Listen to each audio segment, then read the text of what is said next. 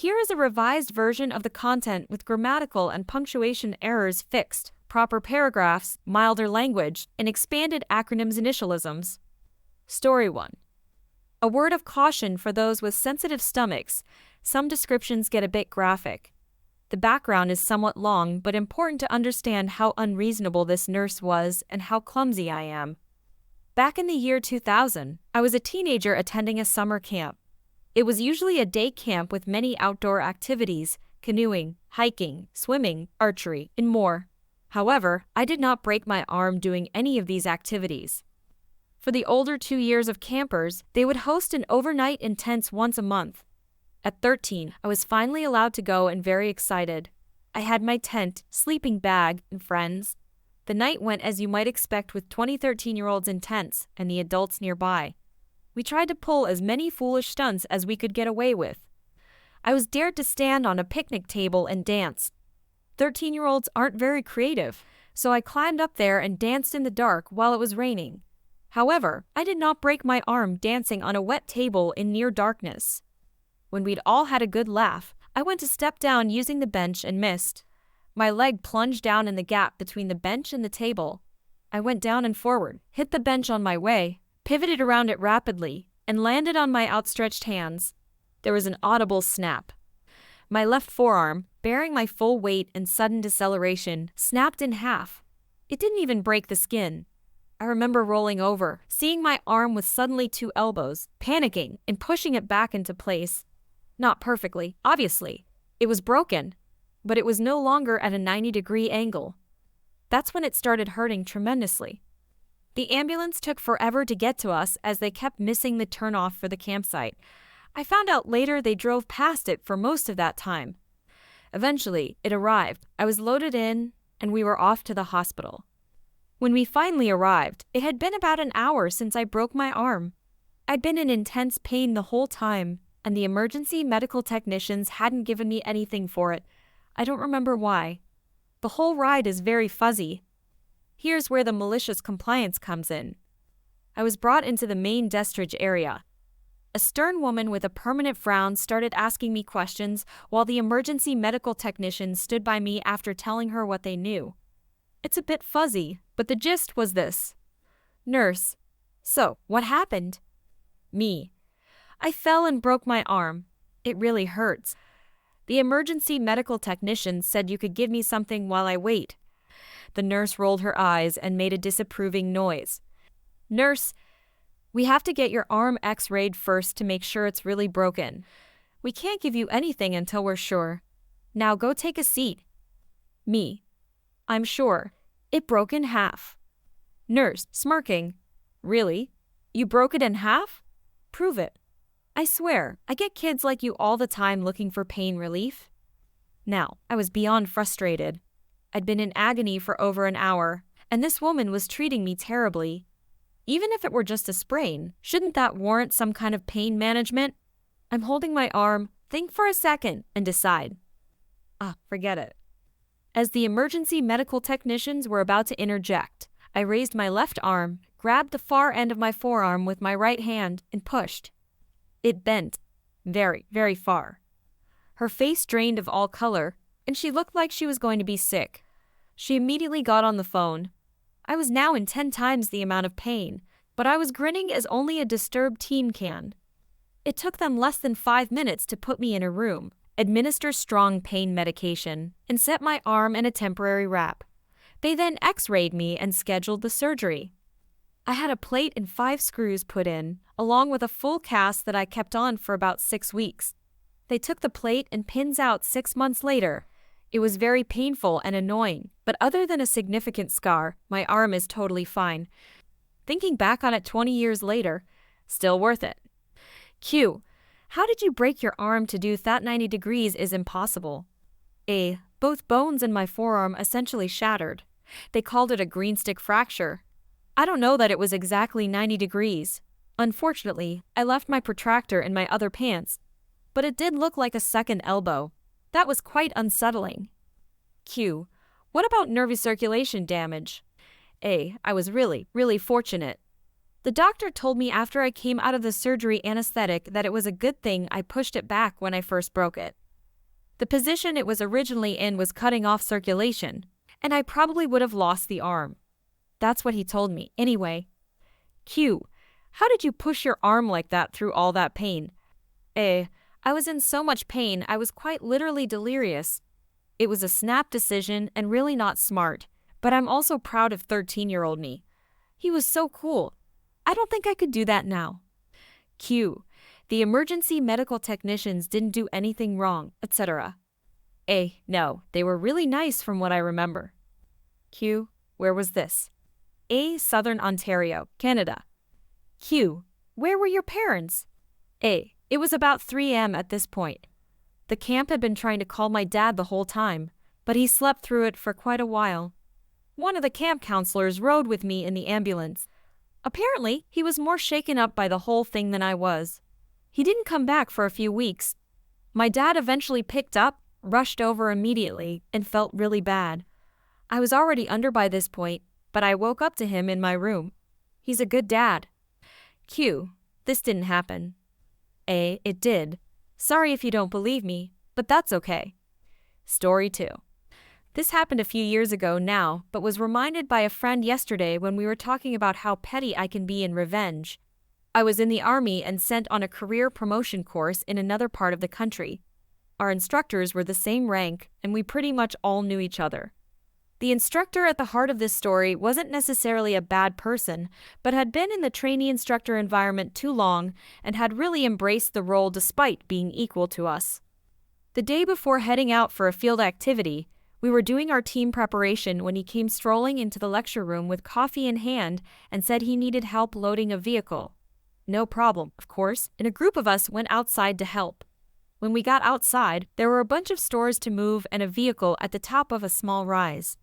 The thing was, though, that these were his personal items and stores for him as an instructor, not anything specific for the benefit of the wider good of the course. At this stage, still no problem though, as it was admittedly quite a bit of stuff, and he was a peer. Where I got completely livid was when he barked instructions at us, then turned on his heel and walked back into the building sipping his aforementioned coffee.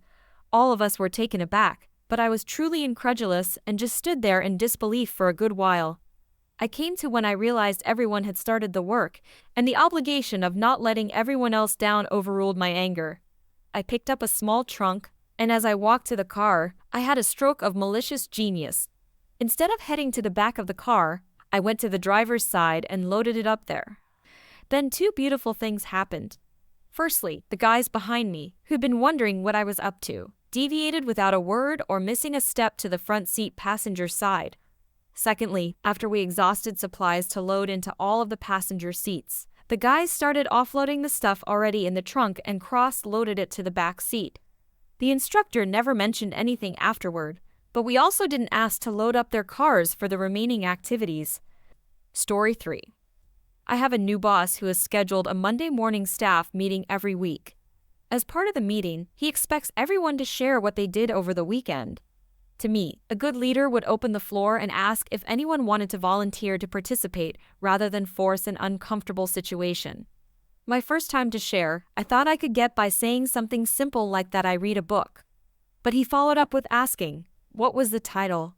I was ready for any questions and had looked up the weirdest book title I could find.